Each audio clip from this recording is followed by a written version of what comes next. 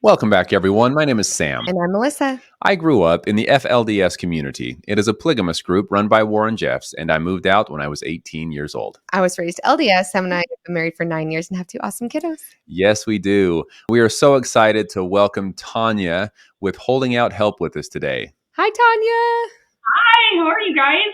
Oh, we're doing great. We're so excited to have you on. We obviously love and support your organization so much in every way that we can and tell people about it, have it in the description. And so it's so great. We're so excited to let our viewers see your face, hear your story for themselves, and kind of get to know not only you, but Holding Out Help a little better. Well, thank you. You guys have been such a huge support, and I know you're probably why we're still kicking these days. So I don't know if we deserve that much credit, but Thank you so much, though, and thank you for all that you do. I know that some of my personal family has benefited from your organization in helping them transition from a group that they really didn't know much of the outside world because of their bubble that they lived in, I guess you could say, and you helped them transition. So thank you for what you're doing for everyone. Of course, your family's been wonderful to work with, everybody. Oh, well, we want to start off with anybody who's watching right now that just is like, what is Holding Out Help? Or maybe they haven't seen or heard any of our videos where we've been talking about it. So one, what is Holding Out Help? Who do you help? And kind of how did it start? Yeah, it's a great question. So Holding Out Help is simply just a nonprofit grassroots that started here in Utah just by trying to meet a need in our community for people who come from polygamy. And people don't know this, but Holding Out Help, the word help actually stands for helping, encouraging, and loving polygamists. So the first family that came out was putting in buzzwords of health, polygamy, and nothing would come up. And so we kind of orchestrated that name. It's weird, but at least it does the job so people can find us.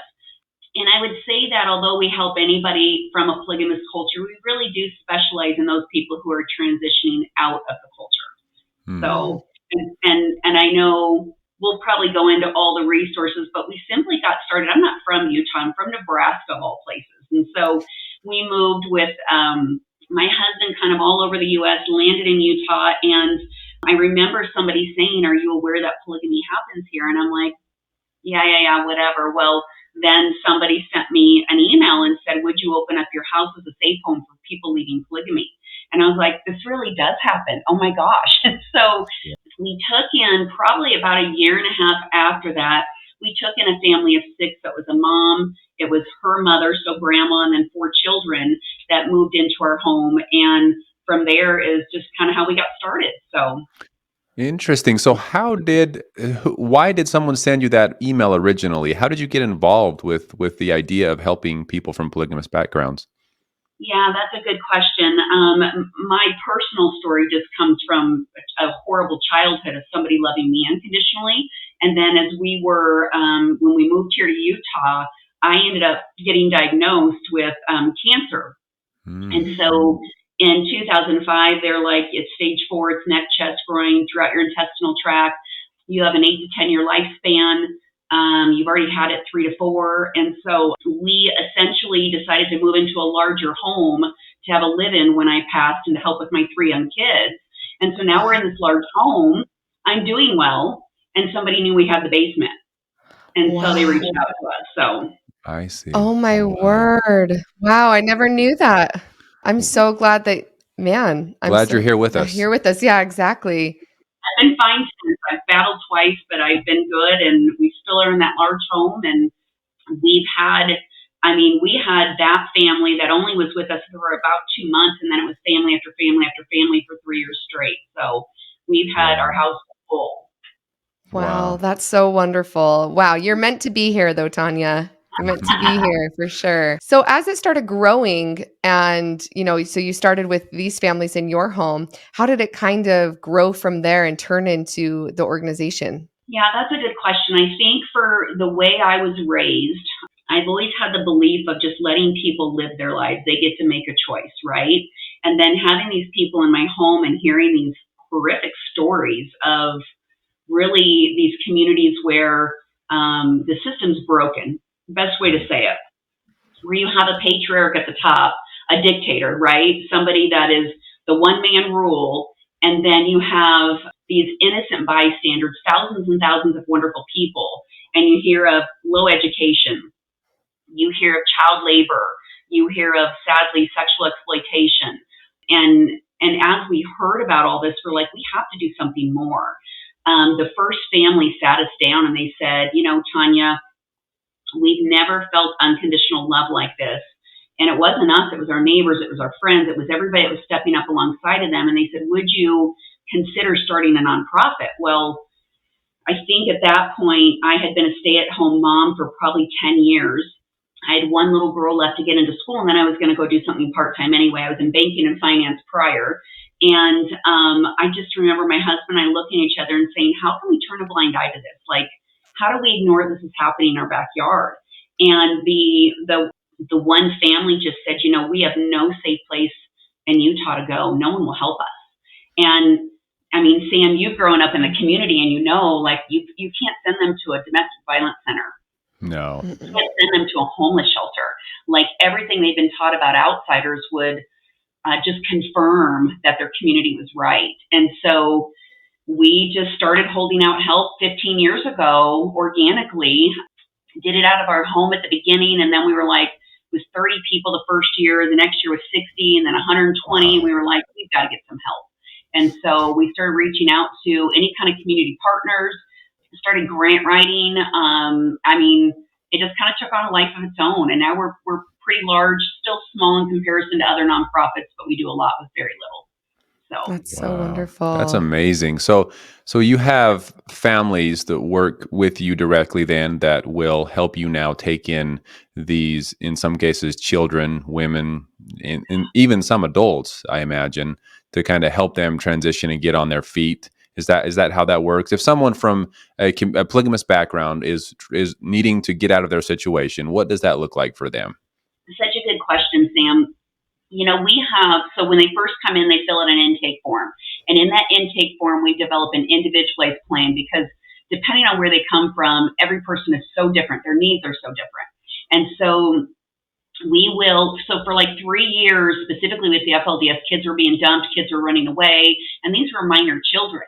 And so we start developing a host home program, which I think one of your brothers was in. And yes. These are people like yours and mine that just say, we are willing to open up our home to help someone else. Once that child is in that home, then we develop, okay, do they need education? Do they need counseling? Do they need job skills? What does it look like overall to get them on their feet? I think what's super unique about our agency is that we will not kick anybody out of our program until we know they can be self-sufficient and take care of themselves. Wow. So there's like other services. We do the food, we do the clothing, obviously shelter. We have 2 properties in Utah. We have 3 properties, but 2 properties that actually house either adult females or adult males. We have another apartment that does mothers with children. And then we do job skills. We partner with people helping people here locally. We have tutors on staff. And then we partner with, dental care providers, medical providers, orthodontists. FinWise Bank does budgeting classes for us. Really all kinds of different things. So there's really nothing we don't do. Wow. Oh, that's wonderful. We always tell people, it's a place to be able to go and get whatever resources you need, right? Whatever is personalized for you. So it's great to hear that full process from you instead of the one-stop shop. Right. And it's so important too. Even myself, I was lucky enough to stumble upon a family that took me in and helped me with all of the things that you just mentioned and helped me find the whatever it was that I needed at that time to get on my feet, whether it was dental help or whether it was, how to land a job or whatever it was at the time.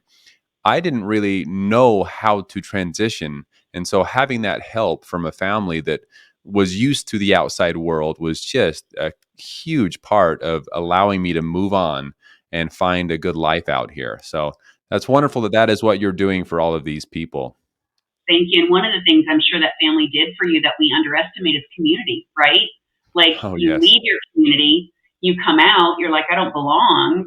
And all of a sudden your family's like, no, we have a built-in community that you can grab a hold of and be a part of, and we're going to accept you.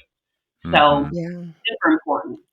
Yeah, Yes. and I feel like too the basis of, holding out help, and once one person is solid, more of their family are more willing and able to leave. So when you talk about helping Sam's brother, was that before That was or actually after? while I had left the community, but I was on an LDS mission at that time in Chile when my brother moved out, and so that's kind of how that started. And I wasn't even around when he left. To be able to help. But now that brother who was helped by holding out help, Sam, who was helped by this other family, now when their other siblings or they've had nephews recently that left, now there's this community of one of Sam's brothers left and came and lived with us. And they also know they can go to that brother that you helped. And there's now this web of people. So for every person you're helping and you're holding out help is helping, really, it's like now generational almost, that now they can help their siblings, they can help whoever else, they can help parents.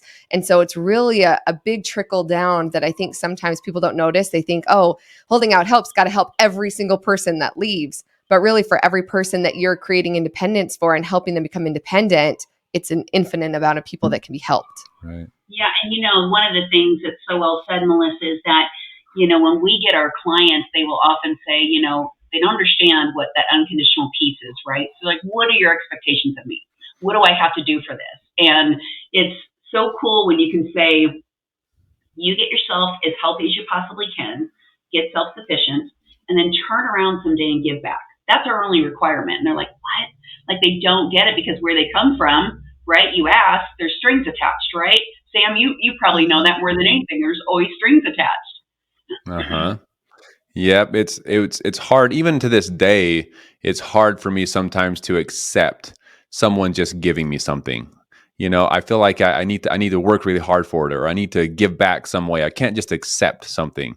That's something that even today I feel like I'm still trying to get over, that there are just people out there that are wanting to help and that are loving unconditionally. But yes, coming from a place where everything you are and everything that you do belongs to the church, it's a transition that is more difficult than people might realize. So, Absolutely. And I think that's another thing that we attempt to the best of our ability to create that community for them. So it might be having a fun, Valentine's, we call it Galentine's that we do. And they all come over and we do arts and crafts and food and try to organically allow them to develop relationships with one another so they're not so alone out in our world. They mhm, do better when we get them in high school, right? Because high school is community.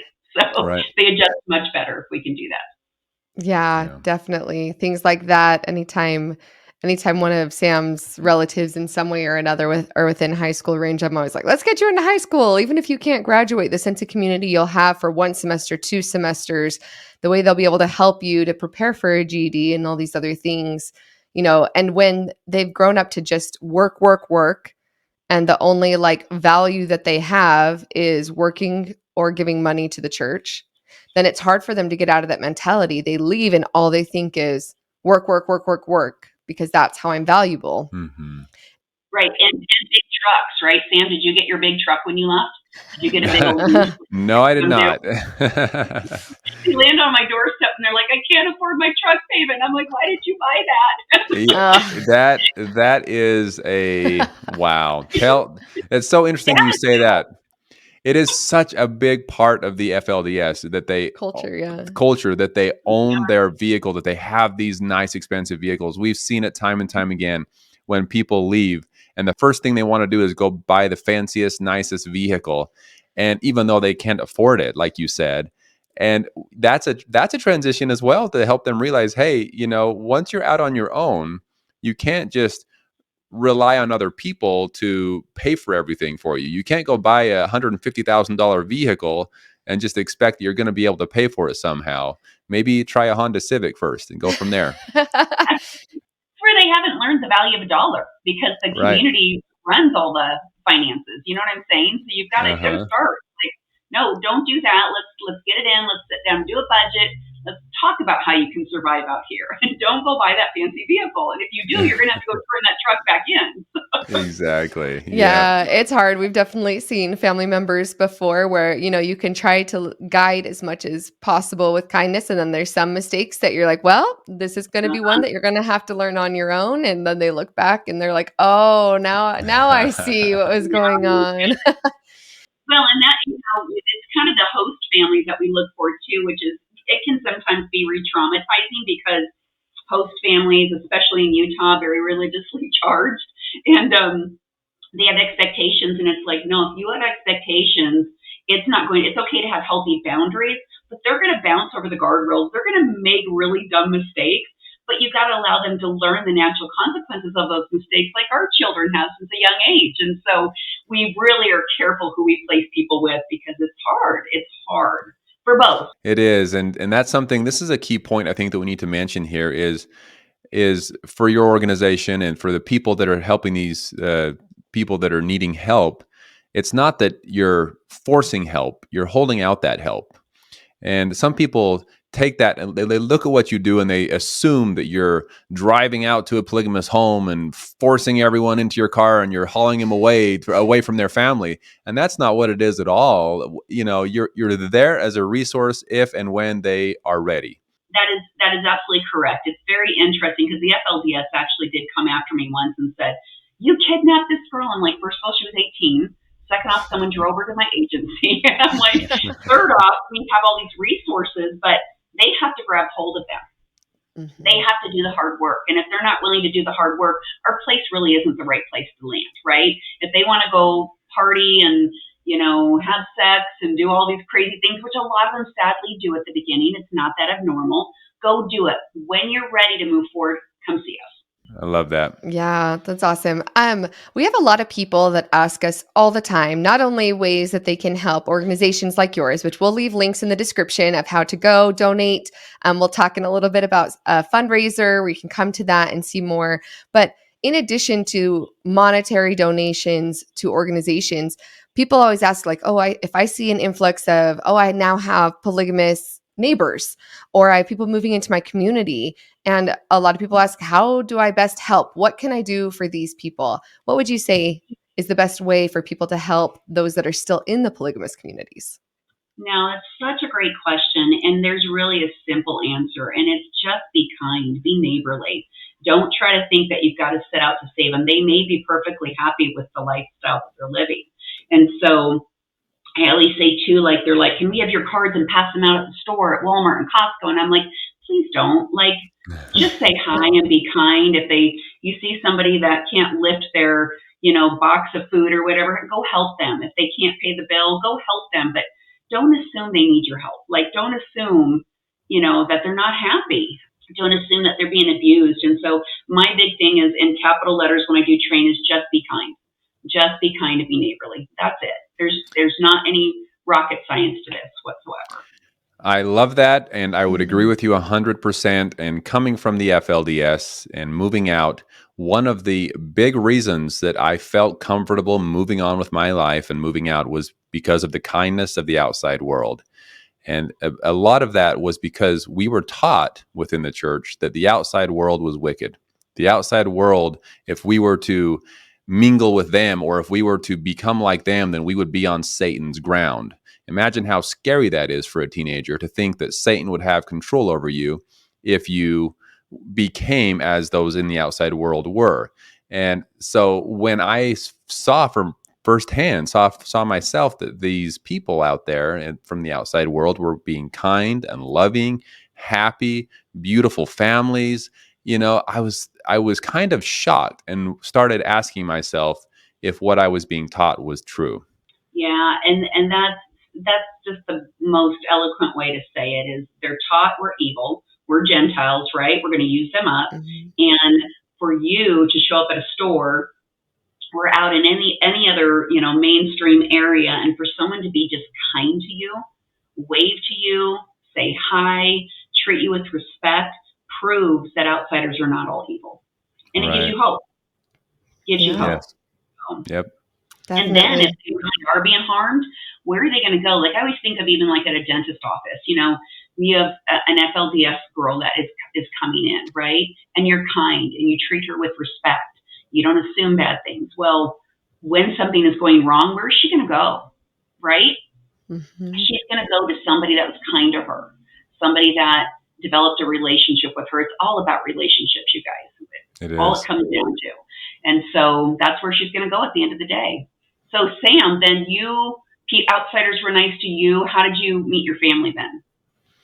So we were doing a construction remodel job on their home. And so we started building this relationship with them, and they would come out and talk to us and bring us, a glass of water or something. And just, they were very, very kind. And you could just tell that they were a good, happy family that were trying to live the best life possible and had great kids to show for it. And so, it was really there that our wheels started turning. Me and a couple of my other brothers working on that job site, which some of us got kicked off of. We got kicked off that job site because we were mingling and talking too much with the family. And so, of course, they saw that as a red flag. Oh, they're getting too friendly. Let's kick these boys off and go put them in the middle of nowhere and work on something out there where there's no one to talk to. But anyway, that's just kind of the way it was. But it was the kindness from the family that we were working for. So did you reach out to them? Sorry to make Yes. I want to make an example. So you reached out to them and it Yes. was time for you. Yes, exactly. So the day one of my brothers and I left one day, and the morning that we left, we were not planning on leaving. We had no plans. We didn't have money. We didn't have anything. My brother, who was just older than me, he did have a truck, which was paid off. So that was nice. And we just ended up deciding to leave. And we reached out to this family and actually stayed on their couch the night that we left. And then they had a casita that they let us stay in for a while. And anyway, they're always there to help us, which made that transition so much easier because we didn't have money to go stay in hotels if we wanted to. We would have been sleeping in the truck without this family. But that's another point, right? You don't get the money, right? You're not, right. Most of the time, you're not making the money on these job sites. And so when you leave, you're leaving with the clothes on your back. Right. And we left in 2008, which, considering that our whole skill set was in construction, 2008 was an awful time to try to find a job. And it was a challenge. It was very difficult. 2008 was when I started my agency, and people are like, "You're never going to make it." And I'm like, "Well, I have to try."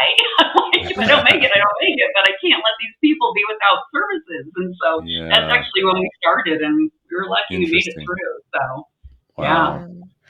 And then did you end up going back to school? Sorry, I'm flipping it on everybody, but we love it. This is great. Yeah, ask away. So you asked, did I go to school? Yeah. How old were you when you left? I left the month that I turned 18. So okay. It goes to show you how ready I was to move out when I turned 18, and I was like, oh, I'm an adult. I can do adulty things. Let's move out of the house. And so that was really, but at that time, I had a great relationship with my biological family there in the FLDS. I had no reason to leave them, and I would have loved to continue on a good relationship with them. But as many know, when you choose to leave, you're not welcome back. They don't want that outside influence in their community. And so once I made that decision, it was not really up to me anymore on whether or not I could go back. But anyway, so it was just, I wanted a different lifestyle for myself. And for a long time, a very long time, actually, I didn't feel that I was adequate or smart enough to get any kind of education. Yeah. It's funny. I ultimately moved to St. George, Utah. And I would, when driving across town, I would take the long way if needed so that I didn't have to drive by any high schools or college, because when I saw these people on campus, it made me feel so inferior. It made me feel like that I wasn't good enough, or that I was ever going to be good enough to be like these other people my age that were getting a good education and that were going somewhere in their life. It makes me so sad because a majority of the kids that we get out, they always say we're dumb. And I'm like, you are not dumb. You just haven't been given the same educational opportunities as everyone else. And It is possible. We will help you. You're not dumb. Yes. 100%.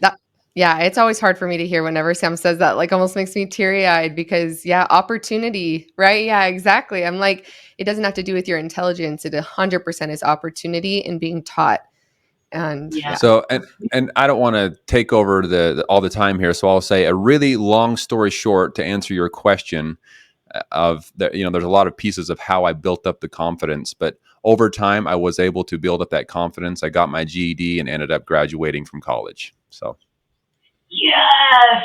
Love to hear those stories. That's why I got to remember that, because when we get these kids out, and they're like, we're dumb and we can't go, public school drowns them. So we try to put them in a small charter or like a private and have them scholarships. But I got to remember to call you and say, no, you're yes, going to go talk to Sam. Sam's going to tell yes. you something different. And look what he did. And if you can do it, you can do it. Great story.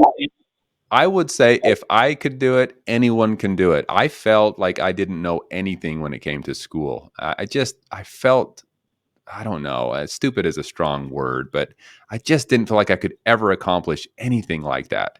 And I had other brothers that moved out too that said, oh, maybe I'll go try to get an education. And I was like, yeah, good on you. Good luck with that. I would never be able to. And then I ended up being the one to go and do it. But you have to find that confidence within yourself. And I would love to talk to anyone. If they have doubts or questions about that, yes, please tell them to call me. And also on that same note, I do want to just say, if anybody's watching this and does feel that way, another thing that I hear a lot of people say when they're first leaving is they're like, I could never afford to go to college. And we try to tell as many people in those situations as possible, you will not have to pay for college. Like, No. there are so many grants, there are so many scholarships, especially if you are being like, I don't abandoned is not the right word, but like if you're leaving a community where you can't go back and you have no support, financial support from parents, the government has all sorts of grants available to you. And there's always a way to be able to find a way to get through college, to get a GED and to go to college. And so don't let the financial stress of it, call us, talk to Sam, talk to Tanya, call Holding Out Help. There are resources for you to get an education. If that's what you desire, we can help make it happen. Yes. Absolutely. When we file for federal grants, they always ask for the last 2 years of your parents' tax return. Never happens. So Holding Out Help will write a letter on their behalf to allow them to become independent outside of their parents, and they'll get a full grant. Unless they come out and they immediately get into construction, they're making a real paycheck, then it will be cut back a little bit. But you even have organizations like Hope After Polygamy, right? And they do scholarships. Do you guys know them? I've heard of them, but we haven't talked to them. No. They're amazing. I need to connect you guys. They all come from the Kingston Polygamous group, and that was their big thing, is they bring in money simply to provide scholarships from people that have left polygamy. So yes, we have heard of them. Jessica. Is it Jessica? Yep. Yes. Okay, now I'm like, okay, I'm making all the connections. Yep, a lot of them have been on, I think, the Escaping Polygamy show, and they're wonderful people. So people help them. They can get through. I promise. Good. And that's what we do. We have tutors here, right, that will sit down and help you if you need it. So, yeah, don't give up. This is such good information to have for people out there to be able to reach out to you. When I was starting and decided I wanted to go to college, I didn't know that there were resources out there. And I don't know if there was resources during that time. If there were, I didn't know about them, about the, helping people get an education and get to college and all of that. So I walked into the college and I said, can I talk to a counselor? I don't know what I'm doing here. So I ended up finding a counselor and sat down, and I just spilled the beans. Don't be afraid to tell your story, because once they heard my story, they were like, oh, yeah. Okay, hold on. Yeah, we got you. And they just held my hand and helped me through it. It was so nice. People want to help. Again, so well said, Sam, because whether you're in high school or going to college, if you're willing to share where you're from, people will jump through any hoop to help you succeed. So please be willing to share where you're from. And I understand some people don't want to, and that is just fine. But when you're open about it, people will help you. They'll step right alongside of you, and they'll make sure you graduate. I have a girl right now who, she came out at 13 years old from your community, like young. And it was all orchestrated with the parents. There was no going and stealing a child. And that girl is she's becoming a nurse. And when the college that she got, she went through high school, took a little extra time. She gets accepted into college. When they found out her history, they gave her a full free ride. Like, she's getting all of her education free, and it's a private college. And so I don't That's know. It's amazing. So powerful. wonderful. Yeah, people definitely want to help. People are good. People out here, the Gentiles, we're good people and that want to help people who are Yay looking for for it. Gentiles. Yay for Yeah. Gentiles. Yep. Me as an apostate, I understand. I'm not as good as the Gentiles, but You're a little bit worse than I. Well, I'm a nonprofit. Hello, and oh media yeah, are pretty bad too. But you might be a yeah. little bit worse than me.